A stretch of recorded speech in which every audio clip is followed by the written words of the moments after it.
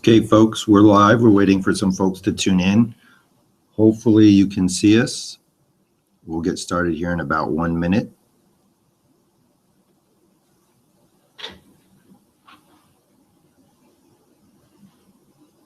Again, we're going to get started here in about 1 minute. We're just waiting for folks to log in.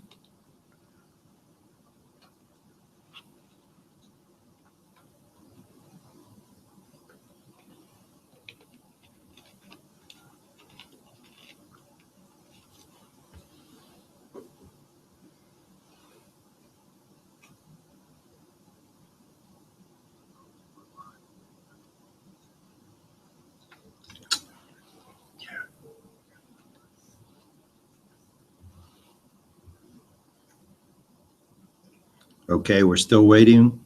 We're just at 10 o'clock, and we'll give ourselves 30 more seconds for folks to join us and be able to log in live.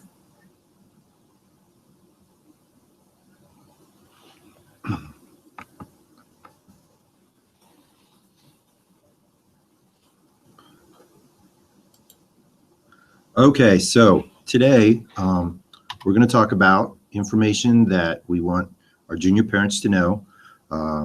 This is information that's going to be different from what even our current seniors have kind of before them, and it's information that's been changing so much that we felt that we wanted to do this to get junior parents to know now what's going on, because these changes are pretty different from again what our current seniors are experiencing. So it's important. We felt like we needed to get it out there now, and this was one of the ways to do it.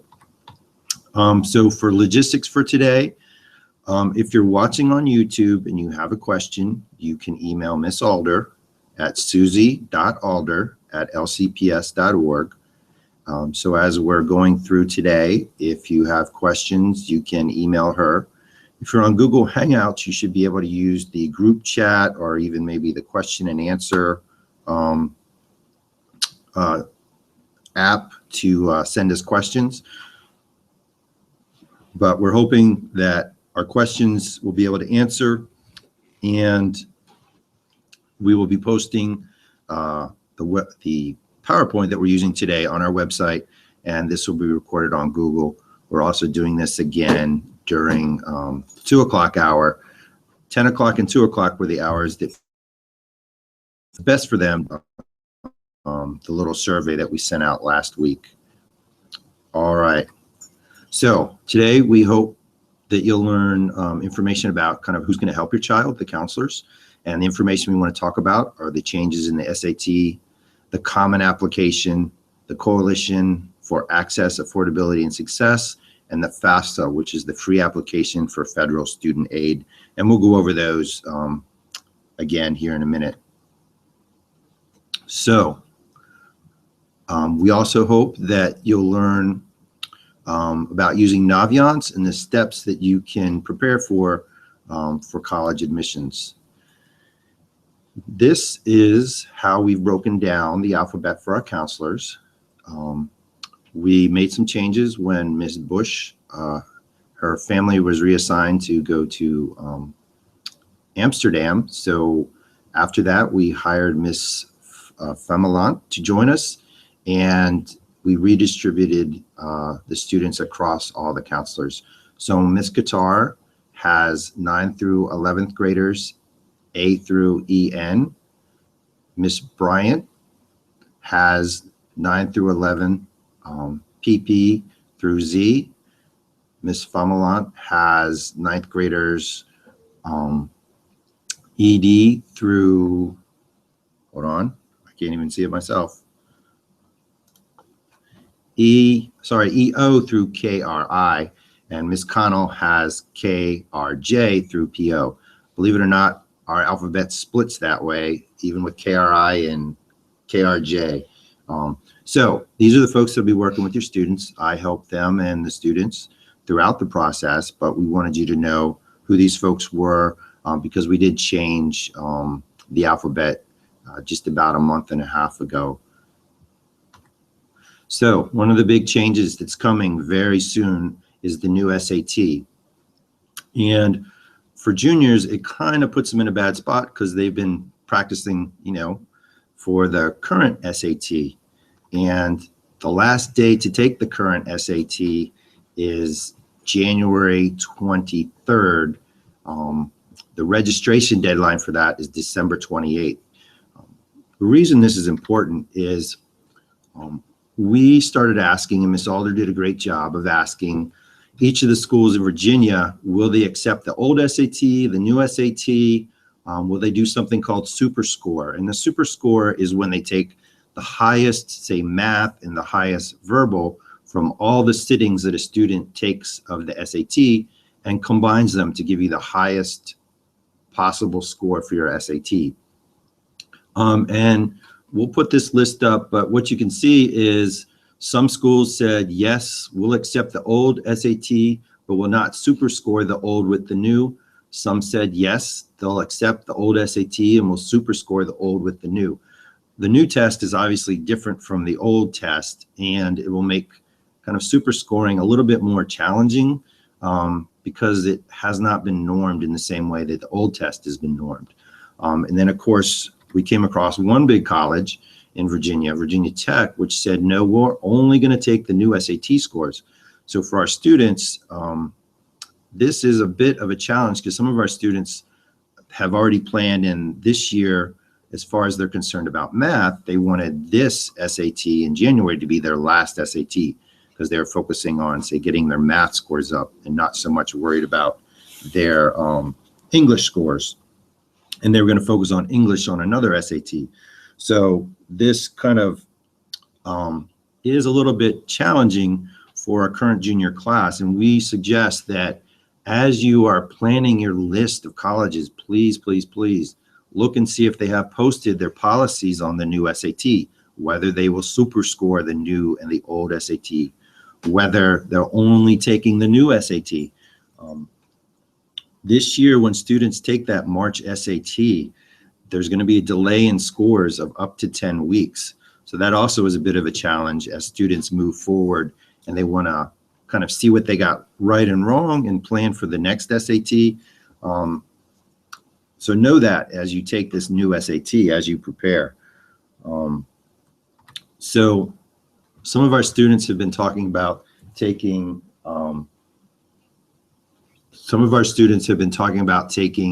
the ACT until some of this kind of moves through with the new SAT. Each year, the SAT and ACT dates stay pretty much to what you see here for, say, ACT. And if you went back and looked at the SAT dates, each of these months is when the test will occur. So some of our students, our juniors especially, are focusing now on just worrying about the ACT this year because most colleges, if not all, but most, do take the SAT or ACT. So the next ACT that's coming up is in February. And I believe that one's being hosted in the county at Dominion, but there's also other places around that students can take it, and the April and the June 11th test. The June test this year might be not a bad option because students aren't facing the same pressures with finals. There'll be different projects due towards the end of school, but there won't be that same pressure that kids would always be focused on. You know, if I got to take the June SAT or ACT, I'm worried about my final exams and taking the SAT or ACT. So that'll be a little bit different. You can go to College Board or ACT to look up all these test dates and get practice for either, you can go get practice on the College Board website, or you can get practice or questions of the day on the ACT website.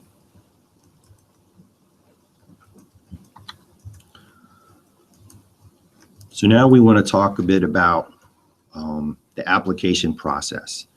Currently, the Common App is what about 300 colleges use for their application, and there might be supplemental parts specific to each college, but Common App in general has been used by about 300, 400 colleges as their application. Some colleges have their own specific application on their websites, but Common App has kind of grown to be that application for most schools. Starting next year, there'll be this coalition of colleges that are starting a process similar to the Common App. And what we wanted folks to know about the coalition is there are about 80 schools right now signed up, and they currently have a list on their website, and we'll put out this address. You all can't see the list right now, sorry about that. But most of the universities in the coalition are some of our more competitive schools, your Browns, your Harvards, your Dukes, William & Mary, UVA. They're within the coalition, so that's a change. A school like UVA that was on Common App will now be on the coalition. You can read more about the coalition and what their goals are. They hope that their process is bringing a better experience for students and parents in the application process.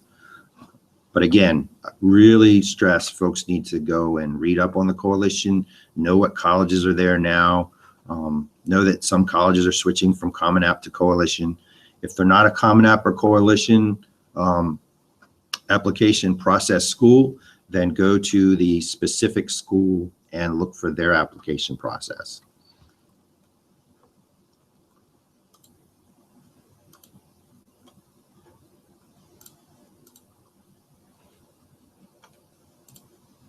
The Common App, again, has about 300-400 schools on it.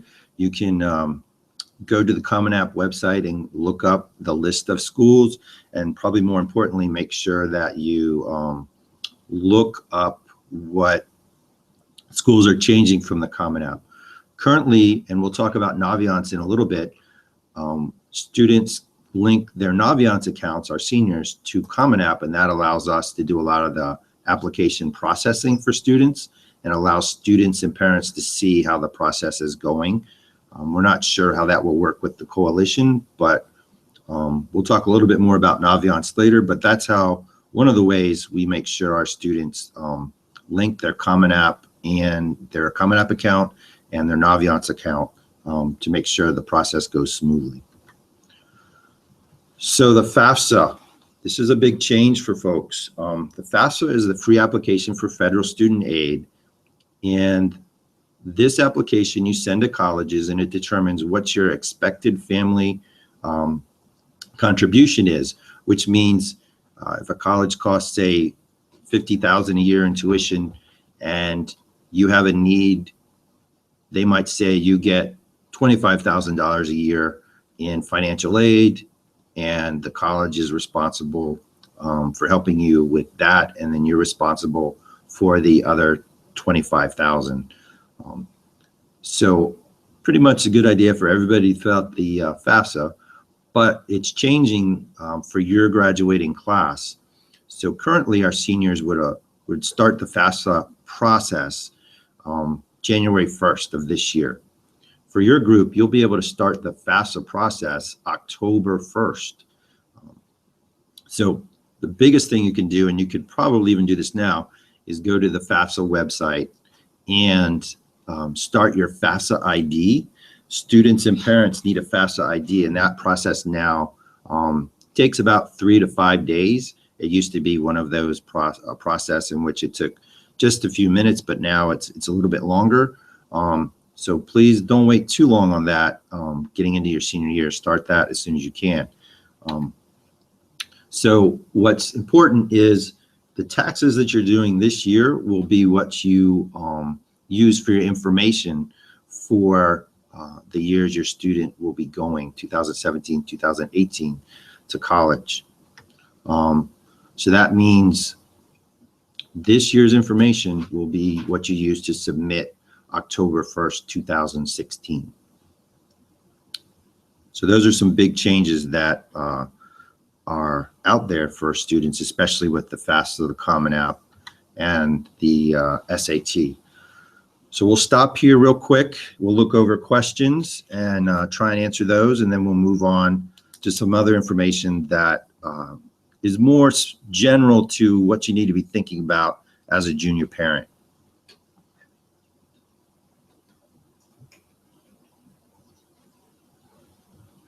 All right, we're just checking here for questions.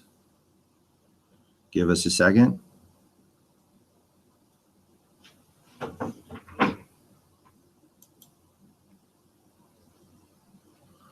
We're still checking.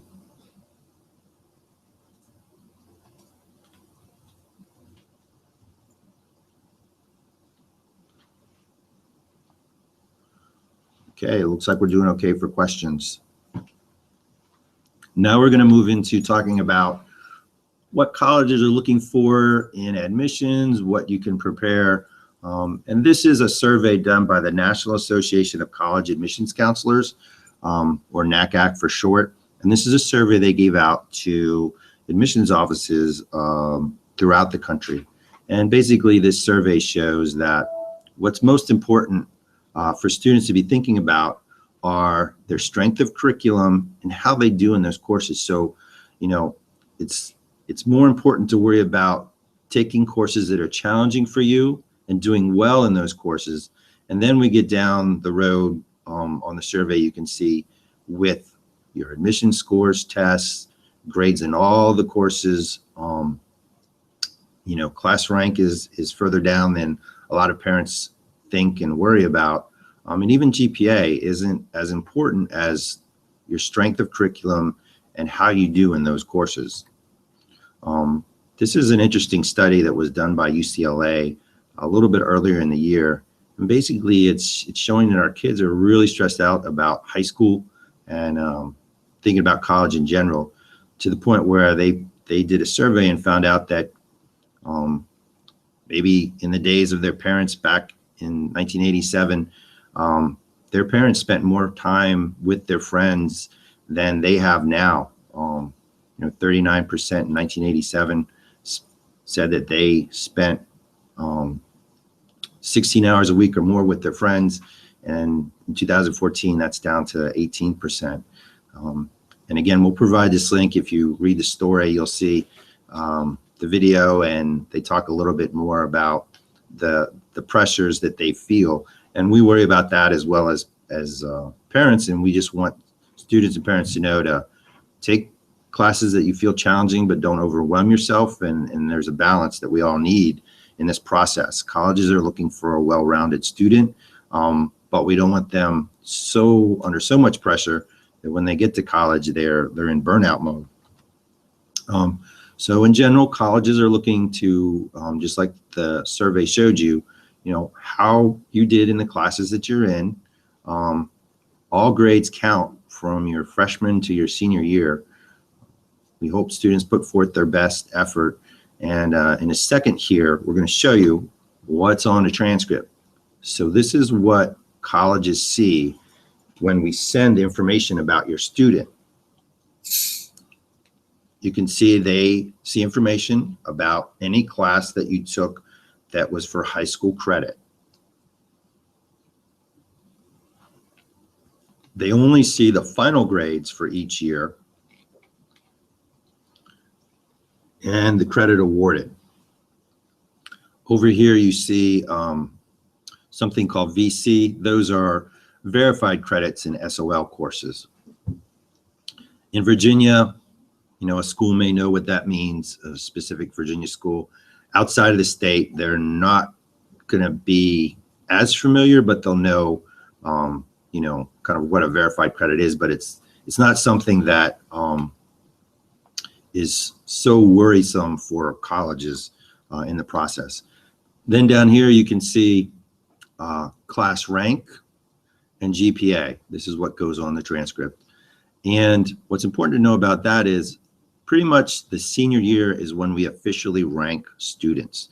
So anytime before that, there may be a rank that students ask to see or ask from us. We give that to them, but that rank could change in the next day because it's fluid as students move in and out.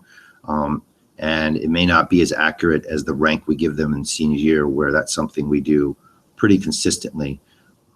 The rank, again, for all years previous to senior year wouldn't be that official, may not be as accurate. The senior year rank is obviously the most accurate and what we call official, that goes on the transcript that we send to colleges.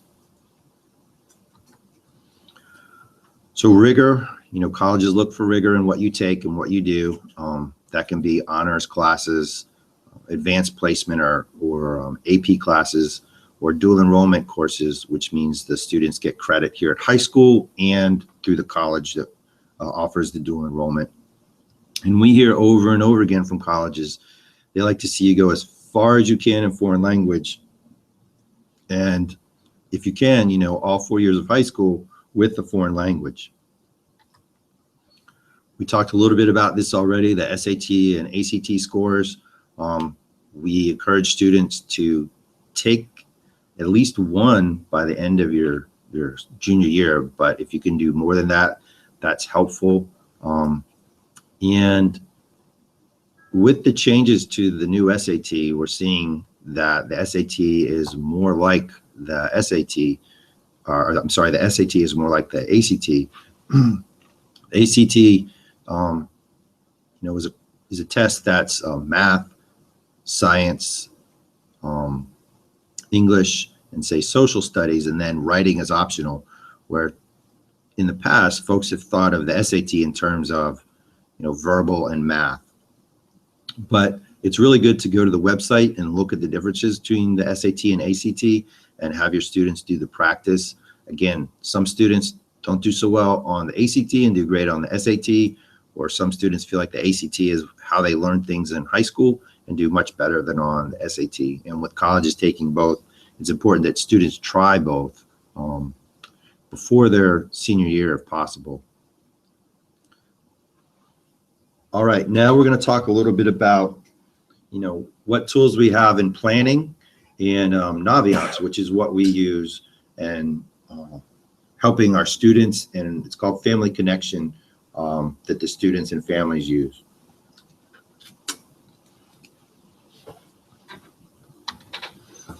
So Naviance is a web-based tool that allows students to do searches. We also do our application process through there, and it includes information about each of the colleges in the United States. So it's a good way to compare colleges. It's a good way to see all the application deadlines.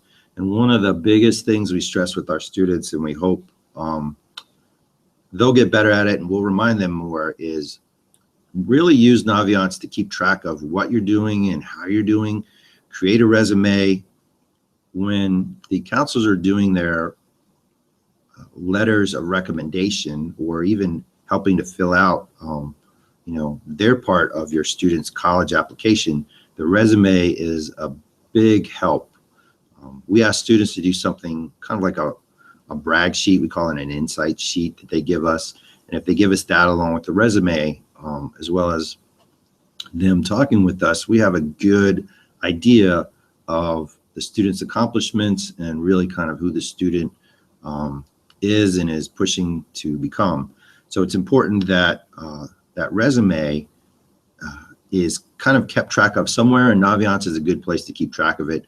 Sometimes you get awards in, say, 9th grade or 10th grade that you forget about by the time you're a senior. So it's good to use that each year. Again, Naviance is a tool that's free to the students and their families, and it's just a good place to keep everything. And if you have questions about your account, you can always contact Miss Alder. There's information on the Career Center website about Naviance. And our seniors are well into using it this year, but we need our juniors to get more familiar with it over the next year, and that will help them be ready for their senior year, as well as parents. This is some of the information you can see in a college search. You can compare 2-year, 4-year, or 4-year. Do you have a preference, public versus private? What type of campus do you want? There's specific information about each of the schools. What's really important to take note of is their application deadlines, when their regular admissions deadline, and then when their early deadline is for applications, whether that's early decision or early action deadline. And then just general information about their average SAT, ACT scores, average GPAs. And remember, it's just that, it's an average. Not all schools have the same grading scales throughout the state of Virginia or the country. So these GPA averages you see are just that. However, each school computes GPA, it's whatever that average is. So again, don't use this as one piece of information. Don't, let that deter you, but know that it's their average. So just with the SAT and ACT scores, it's the middle 50 score. And they also put up kind of what they have as their minimum requirements for admission. So you see as far as like English courses, fine arts, foreign language, what they require and what they recommend. And then this is just a list, albeit from a long time ago when our school didn't exist, but it's a list of the type of colleges that come through and visit in the Career Center. Ms. Alder has that list up. Mr. Duhlman kind of puts that out in the weekly message out to parents about the colleges that are coming and visiting us here at the Career Center. I can't even tell you the number we've had already this year.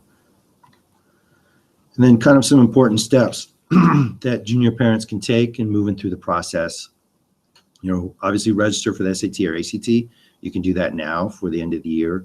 Research your colleges. And one of the things you can do over winter break or spring break is really visit the schools, and then start your list and maintain your resume. Those are really important things. And think about, maybe even set up and plan out how you're going to test and when you're going to take tests so you don't overwhelm yourself with any other tests you may have or AP tests. So plan out how these things are going to happen for you. And then here's where you can register, like we said earlier. And more information, especially our school code, that's important, 470140. And when students take the SAT or ACT, they're given a choice of sending their scores for free to colleges. And sometimes students are hesitant to send their scores because they don't know what their scores are. But this is pretty much the only time it's going to be free. After that, it's there's a fee associated with sending it. That fee changes every year, but you want to make sure that if you have the opportunity, send them. Again, know the list of what colleges take as super scores, your highest math and verbal for, say, the SAT, or how they would super score an ACT, and send those scores if you feel confident, but know that most colleges are going to take your highest of any pairing up of sittings. So it's pretty much the only time when it's going to be at no cost to you. Later scores are additional fee.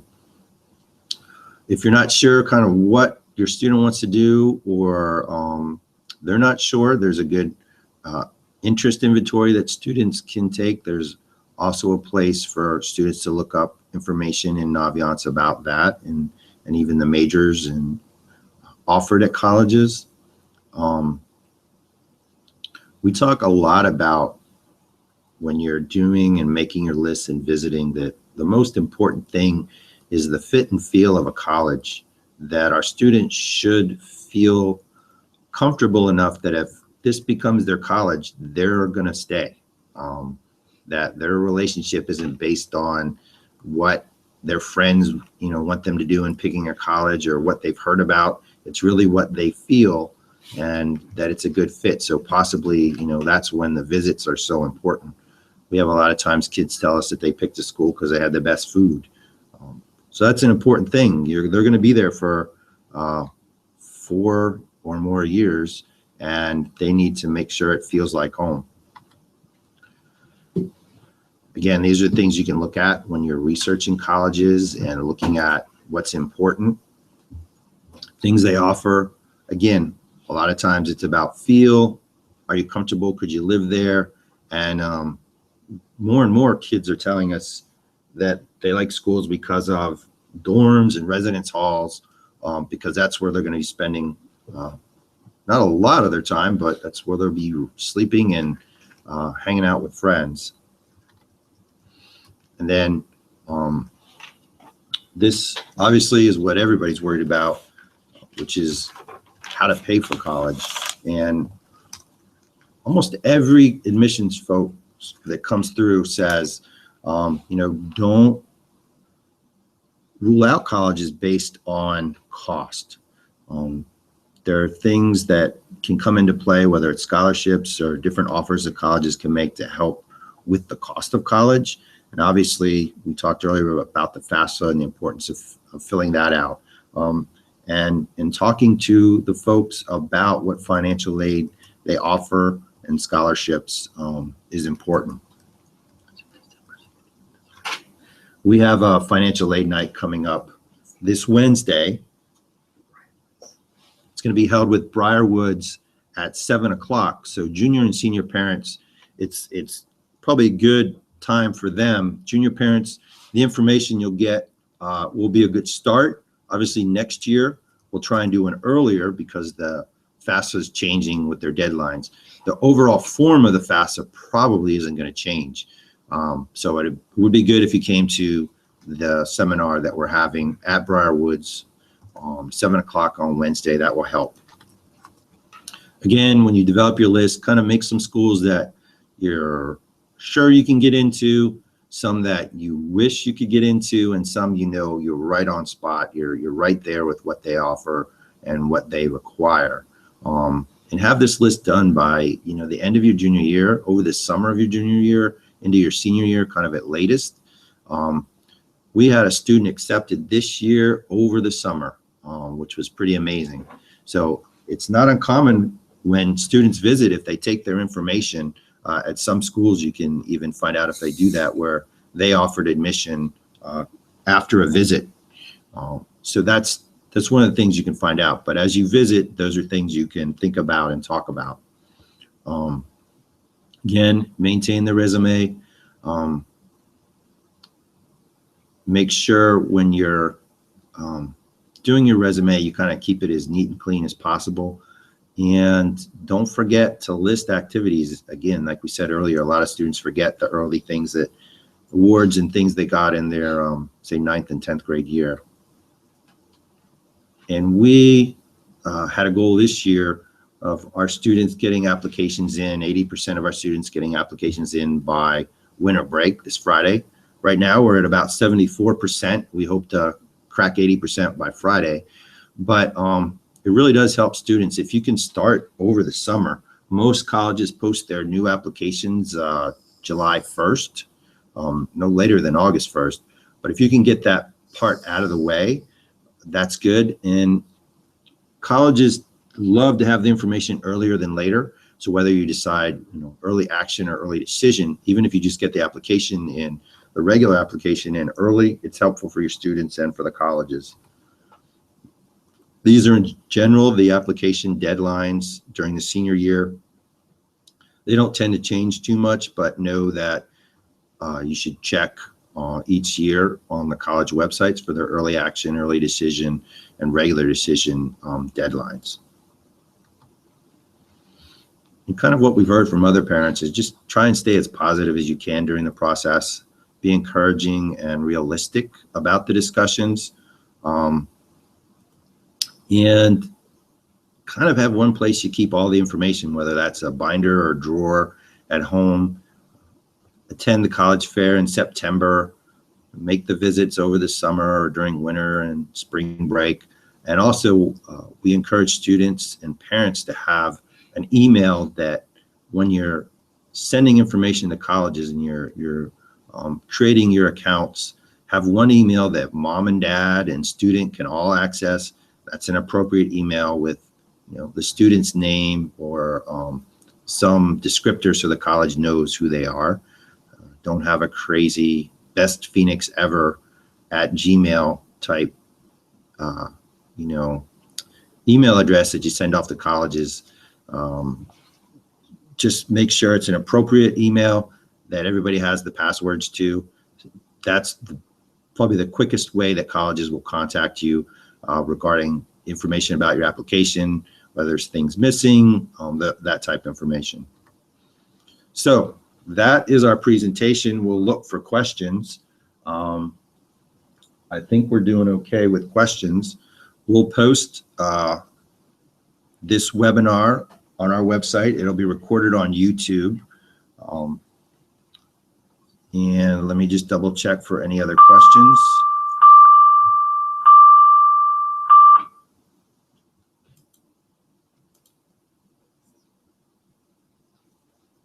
think we're okay.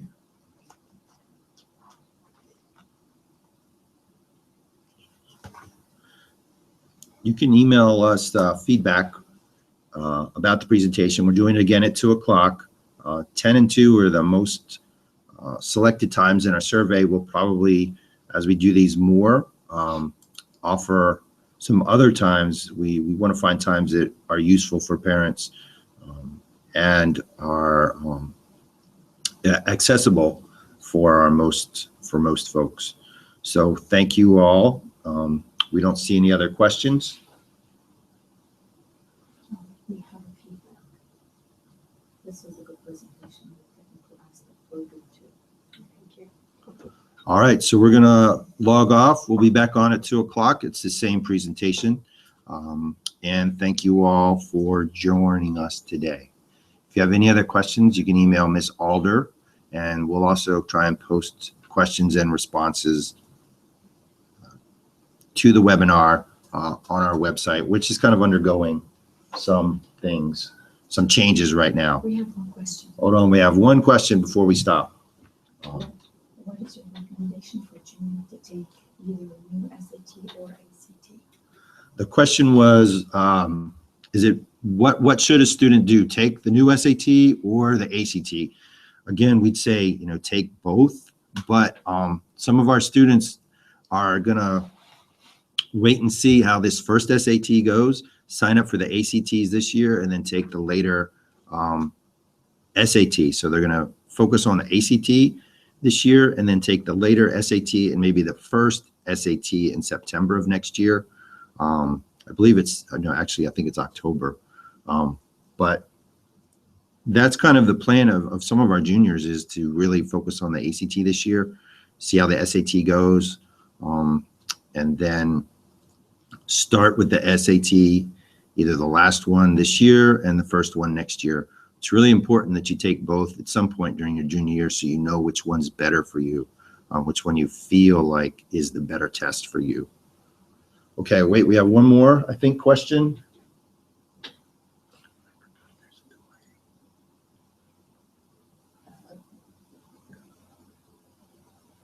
We're doing okay with questions. We forgot there's a bit of delay in what we say and when it gets to you, so we'll give it a few more minutes.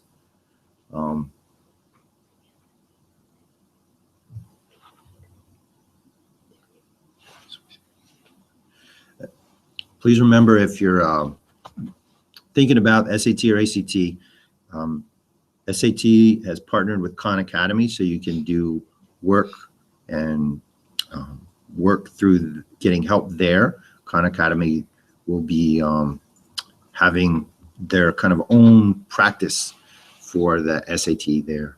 And for our junior parents, this is kind of just in, but this year's PSAT scores will not be back until January. We just got that email on Friday. It looks like the week of January 6th, students that have an existing College Board account can go log in and see their PSAT scores. If you don't have a College Board account, you can log in and do that. The paper copies, they don't anticipate being back to the schools until the last week of January. So that is much later than in the past. Typically, we'd be giving them out this week. So know that that is something the College Board let us know very recently. And typically, students could always get information on practicing through the PSAT. Most of that information now is going to be enclosed within the Khan Academy help with the SAT.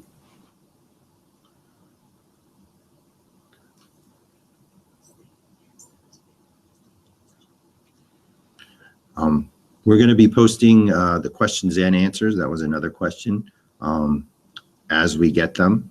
So we'll be doing that probably tomorrow and Wednesday.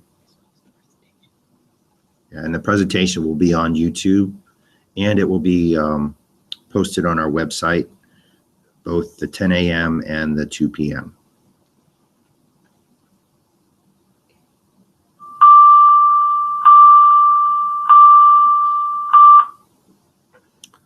All right, it looks like we're good. So we are going to end the broadcast now. We thank you all for tuning in, and we hopefully will be doing this more frequently to get information out about topics that are important to our parents and students. Thanks again.